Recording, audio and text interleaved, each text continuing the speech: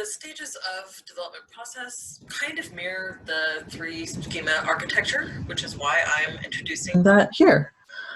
So the three schema architecture is also called data abstraction in your textbook.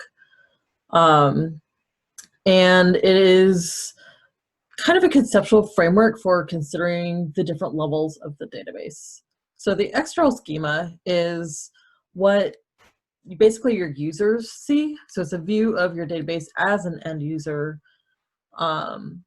So an example of this, well, most of you have dealt with databases, like knowingly, dealt with different database platforms, especially of those of you who've had work experience, whether that's calling up employee information in a HRIS system or looking up financial information.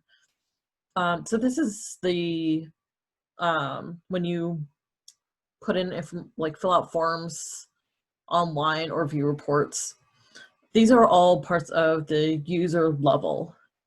And so the planning and analysis stage for the first part of the process will inform you what the users need to see and how they will interact with the data. So all of that is part of the external schema. The next layer, the conceptual schema, it's also called logical, and it describes the data itself and the structure. This is where the database designers work, and this includes all the business rules, the diagrams that we're going to learn how to do today, all the tables and queries, all of that good stuff goes in the conceptual schema. So this is the part that it doesn't really matter what platform you're using, it's all going to be the same.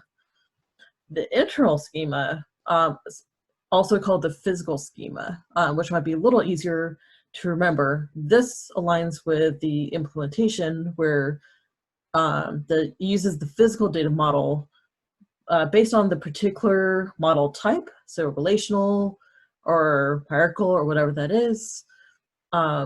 It's where the programmers are actually working and doing the big coding. And this is where we're really concerned with things like memory handling and where and how the data is stored. So a lot of that is beyond the scope of a class like this. Little nitty-gritty stuff, we're just tapping into the top layer of that, of just implementing the DBMS. So the three schema architecture is one of those things that is really helpful to understand holistically. Will you remember this in detail? Will you talk about this in your life working with databases? Probably not, but it's just a good mapping to consider when you're thinking about the different types of users and how deep your information needs to go.